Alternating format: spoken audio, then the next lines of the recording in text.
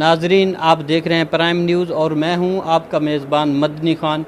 आज हमारे press club के अंदर एक ऐसी फैमिली मौजूद है जो मज़लूम है। वहां के इलाके के जो लोग हैं उन लोगों से तंग होकर पुलिस की तरफ उन्होंने रजू किया, लेकिन पुलिस ने भी इनको इंसाफ फराहम नहीं किया। कुछ गुंडा तबीयत लोग जो है इनके घर के अंदर दाखिल हो गए हैं और एक खातून हमारे साथ मौजूद है, तहरा नामी। उनकी इज़्ज़त लूटने की कोशिश में उन्होंने इसको यरगमाल बनाया, पकड़कर अपने घर ले गए। अपने घर के अंदर उन्होंने इसकी इज़्ज़त के साथ खेलने की कोशिश की, लेकिन शोर शराबे पर कुछ लोग जो इलाका के मुअज़्ज़िज़ीन थे वो जमा हो गए, उनकी जान बख्शी करवाई। लेकिन मामला यहाँ तक नहीं रुका। उसके कुछ दिन बाद 20-25 दिन के बाद दोबारा उन्हीं डाकुओं ने दूसरे अपने साथियों को साथ मिलाकर दोबारा इनके घर के अंदर हमला किया है। तो इन्होंने दूसरी FIR भी थाना सदर के अंदर FIR भी जमा करवाई, लेकिन उसके बावजूद ये आज तक दर बदर हैं। ना ही इनको इंसाफ मिला और ना ही इनके मुल्ज़मान जो हैं उनको गिरफ़्तार किया गया है।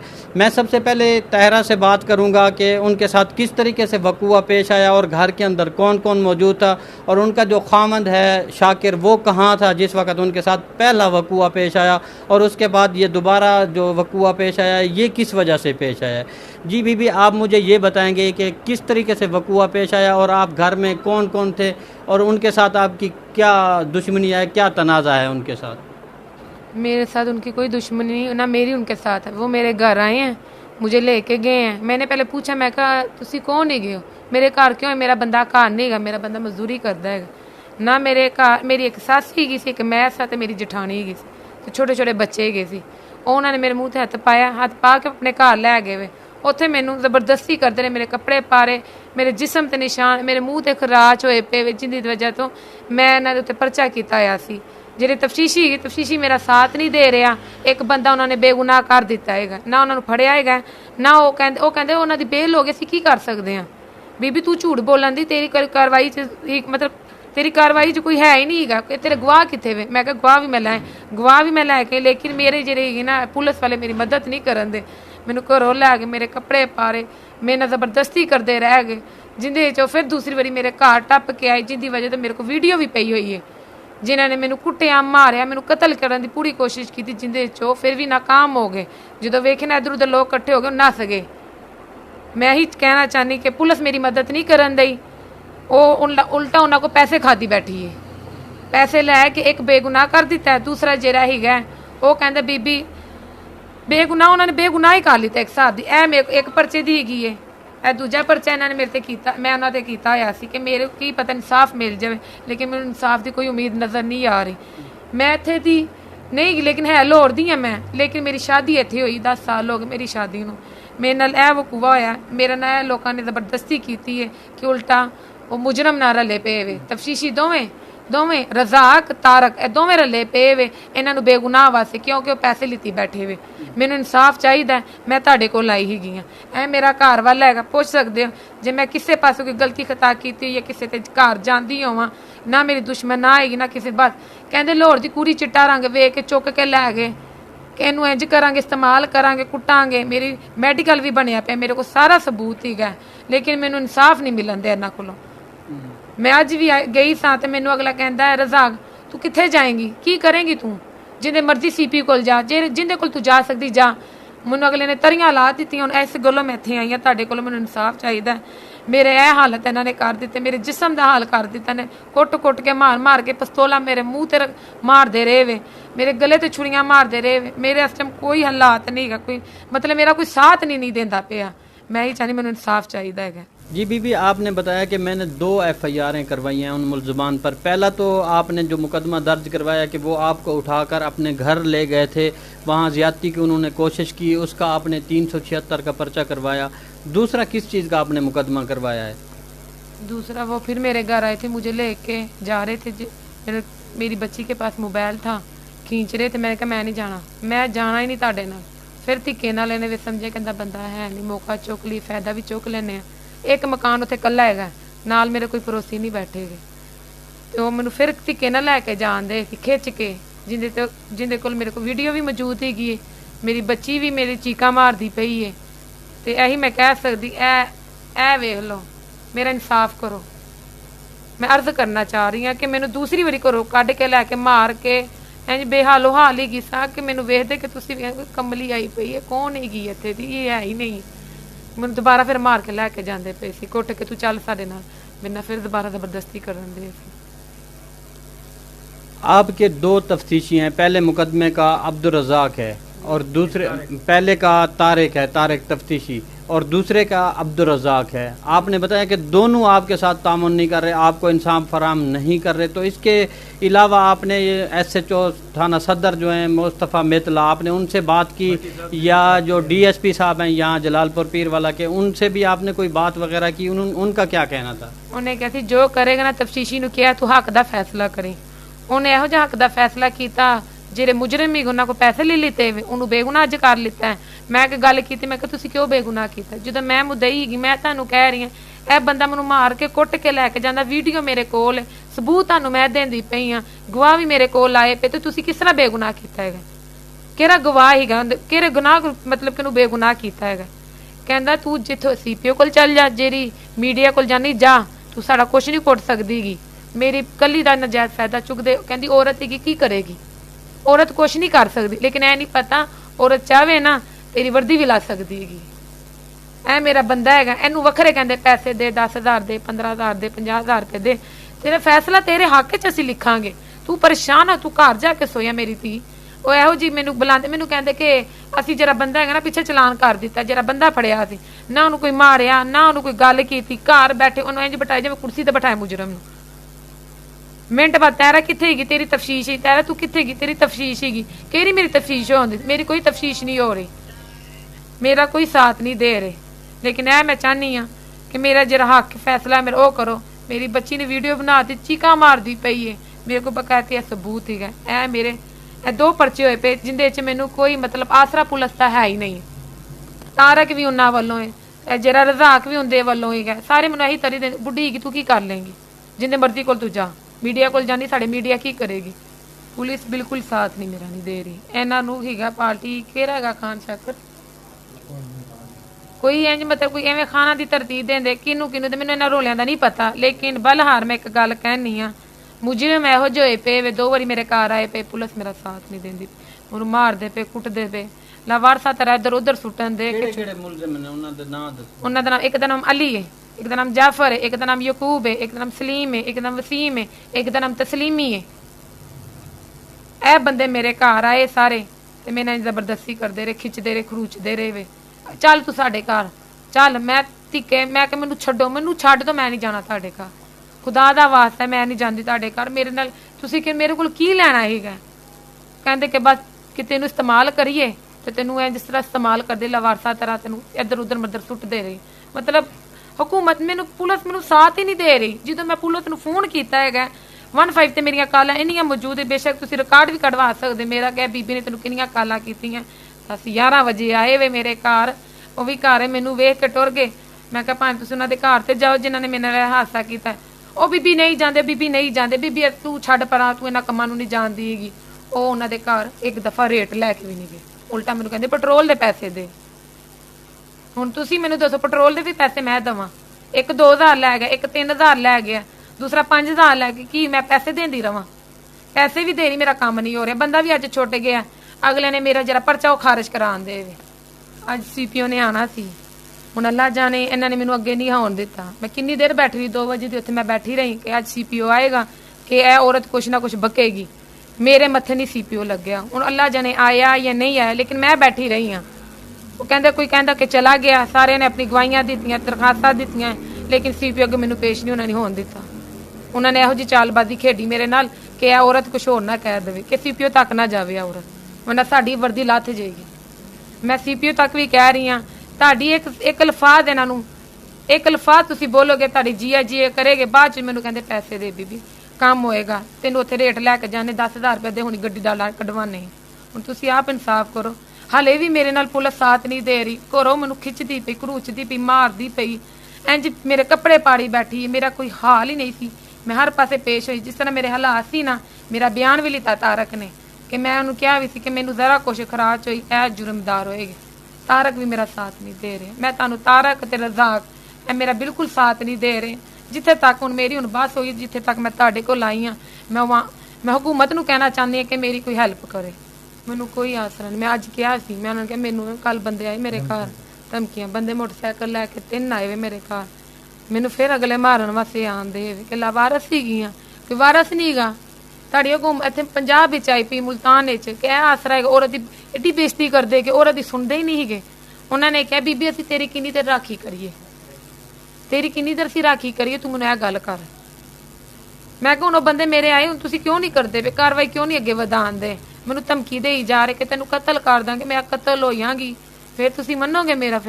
ਫਿਰ ਬੰਦੇ ਫੜੋਗੇ? ਫਿਰ ਵੀ ਬੰਦੇ ਨਹੀਂ ਫੜਨਦੇ।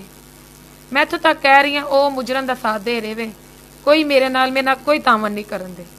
ਮੈਂ ਹੀ ਅਰਜ਼ ਕਰਨਾ ਚਾਹੁੰਦੀ ਤੁਹਾਡੇ ਅੱਗੇ, ਇਹ ਮੇਰਾ ਬੰਦਾ ਮੇਰੇ ਬੰਦੇ ਮਜ਼ਦੂਰੀ ਕਰਦਾ, ਇਹਨੂੰ ਫੋਨ ਕਰਕੇ ਕਹਿੰਦੇ ਤੇਰੀ ਗੱਡੀ ਨੂੰ ਅਸੀਂ ਅੱਗ ਲਾ ਲਾਂਗੇ, ਤੇਰੇ ਕੇਸ 'ਚ ਤੈਨੂੰ ਫਸਾ ਦਾਂਗੇ, ਆਪਣੀ ਬੁੱਢੀ ਨੂੰ ਕਹਿ ਕੇਸ ਵਾਪਸ ਲੈ।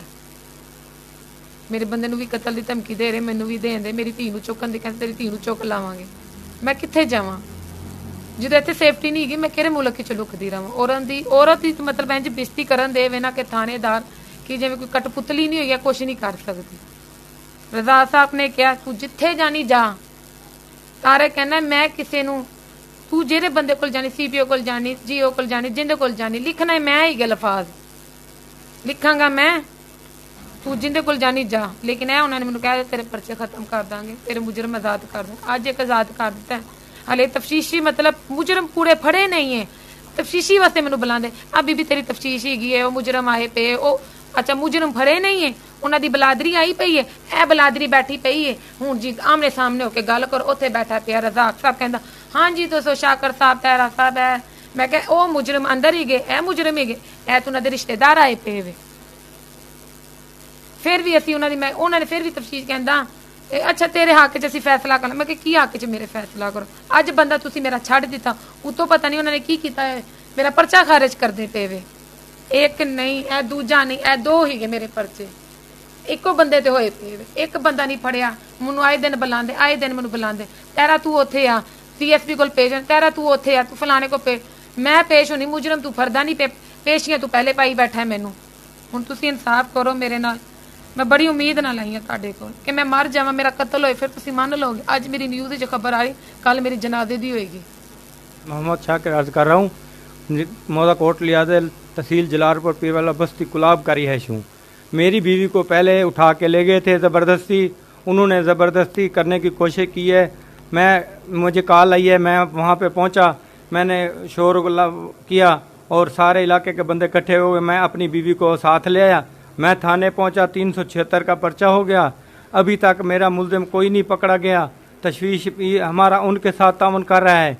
दोबारा भी उन्होंने मकसद टास से मस नहीं किया, दोबारा हमारे घर अंदर दाखिल होके मेरी बीवी पर तशद्दुद किया, जिसकी वीडियो हमारे पास मौजूद है। हमारे बच्चे चीख रहे हैं, हमारी कोई फरियाद सुनने वाला नहीं है। पुलिस के पास जाते हैं तो वो भी हमें डरा धमका के चला बसा देते हैं। DSP के साथ आए दिन हमारी पेशी होती है। अभी तक हमारे मुल्ज़िम कोई नहीं पकड़े गए, ना 376 के पकड़े गए हैं, ना 452 के पकड़े गए हैं। ठीक है, हमारी दूसरे व मुल्ज़िमों को आज इसने छोड़ दिया, हमारे तशवीशी ने। हमें बस इंसाफ चाहिए। मेरी बीवी के साथ 2 दफ़ा ज़्यादती हुई है। हमारी आला हुकाम से यही रिक्वेस्ट है, या हमें ज़िंदा जला दें या हमें इंसाफ चाहिए। मैं अब ज़िंदगी नहीं मैं गुजार सकता, मैं मरना चाहता हूँ। मेरी कोई वैल्यू नहीं है। इस्लाम में औरत की इतना इज़्ज़त को पामाल कर रहे हैं कि जहाँ मेरा जीने का कोई हक़ नहीं है। मेरी वज़ीर आला उस्मान बुज़ार से यही उम्मीद है, मेरी आला अफसरान से, जुमला सब अफसरान से मुझे यही उम्मीद है मेरी फ़रियाद सुने। और मैं आपके पास ये फ़रियाद लेके आया हूँ, मेरी फ़रियाद को आगे तक पहुँचाएँ, आला अफसरान तक मेरी फ़रियाद सुनी जाए। मेरी हक़ रसी दाद रसी कोई भी पुलिस वाला नहीं कर रहा, तो उनके साथ मिले हुए हैं, उनकी ज़मानतें उनकी बेलें मिल के करवा रहे हैं। मैं गरीब आदमी हूँ, मैं टैक्सी ड्राइवर हूँ। मैं जब भी बाहर जाता हूँ मेरे घर अंदर चले जाते हैं, मेरी इज़्ज़त पामाल कर देते हैं, मेरी चारदीवारी की पामाल करके अंदर चले जाते हैं, अपनी मानमानी कर रहे हैं। मैं गरीब आदमी हूँ, मैं धक्के खा के मैं 1000 रुपये दिहाड़ी कमाने वाला आदमी, मेरा घर में खर्चा नहीं होता। ये आए दिन हमें बुलाई बैठे हैं, आए दिन हमें बुलाई बैठे हैं। हम इससे तंग आ चुके हैं, हमें इंसाफ चाहिए। मेरा बीबी और शाकिर भाई, इनकी आपने बातें, इनकी ज़ुबानी सुनी। ये एक तो जो इलाके के अंदर मुल्ज़मान हैं, ताकत रखते हैं, और उनके पीछे जो है ज़मींदारों का ایک سپورٹ ہے ان کے ساتھ، وہ ہر وقت ان کو تنگ کرتے رہتے ہیں. اور یہ شاکر بھائی جو مزدوری کرتے ہیں، ٹیکسی چلا کر اپنے گھر کا جو خرچہ ہے وہ چلاتے ہیں، لیکن ان کے باوجود یہ وہاں محفوظ نہیں ہے، کیونکہ ان کا بتانا یہ ہے کہ آس پاس جتنی بھی فیملی ہے وہ ان کے تعلق والے اور ان کے رشتہ دار زیادہ رہتے ہیں، اور یہ صرف وحد گھر وہاں موجود ہے جو ان کے آس پاس ان کا کوئی رشتہ دار اور کوئی ان کا تعلق والا نہیں ہے، اور مجبوراً اس کو اپنا گھر چھوڑ کر شہر کی طرف اپنی روزی کرنے کے لیے آنا پڑتا ہے، اور ان کی بیوی کو ہر وقت وہ ہراساں کرتے ہیں.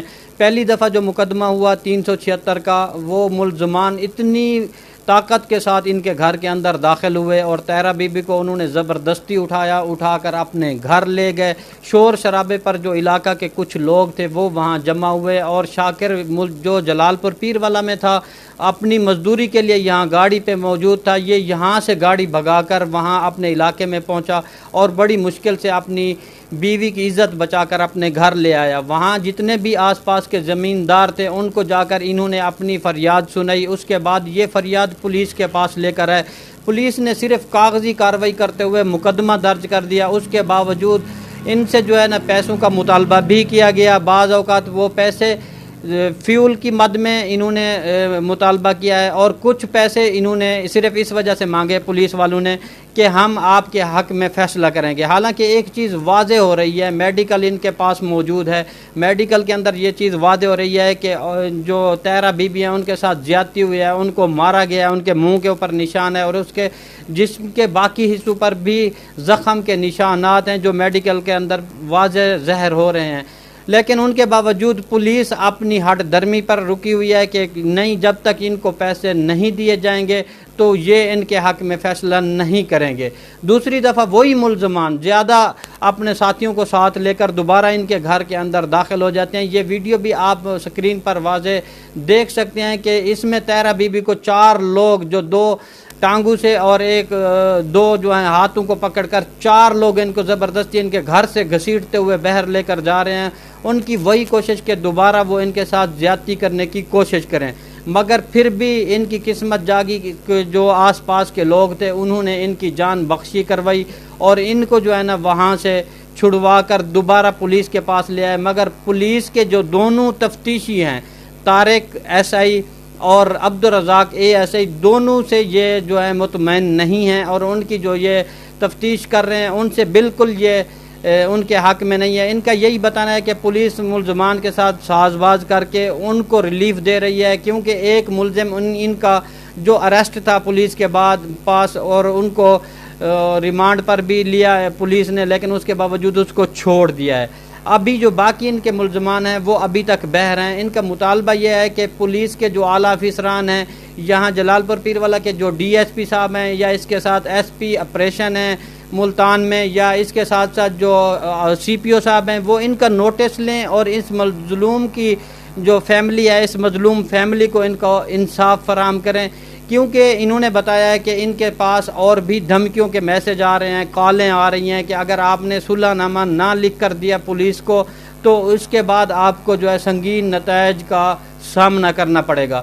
تو لہٰذا ابھی وقت ہے، پولیس اپنا پیٹ پالنے کی بجائے ان مظلوم فیملی کو انصاف فراہم کریں، اور یہ پولیس سے مطمئن ہو کر اپنے گھروں کے اندر اور اپنے جو جس طریقے سے رزق کما رہا تھا شاکر، یہ اپنی روزی پر جائے اور رزق کرے اور اپنے بچوں کو پالے. یہ صرف پولیس کا کام نہیں ہے، یہاں کے جو علاقے کے زمیندار بھی ہیں جو یہ ساری چیزوں سے واقف ہیں کہ کس طریقے سے ان کے گھر کے اندر وہ ملزمان داخل ہوئے، بجائے وہ ان کی سپورٹ کرنے کے وہ ان کا ساتھ دیں، کیونکہ مظلوم یہ فیملی ہے. اس سے نہ صرف ان کے اوپر ان کا زمینداروں کا احسان ہوگا بلکہ اس سے اللہ تعالیٰ بھی راضی ہوں گے. میں انشاءاللہ کوشش کرتا ہوں کہ پولیس کے اعلیٰ افسران ان سے جو ہے بلا کر ان سے بات کریں گے اور ان کو مطمئن کریں گے اور ان کو جو ان کا حق ہے، انصاف ہے، وہ فراہم کریں گے. اگر یہ مطمئن نہیں ہوئے تو ان کی آواز ہم ہر دفعہ بن کر میڈیا کے سامنے، آپ کے سامنے اور عوام کے سامنے آتے رہیں گے، تاکہ کسی جگہ پر بھی ان کی سنی جائے اور ان مظلوم فیملی کو انصاف فراہم ہو سکے.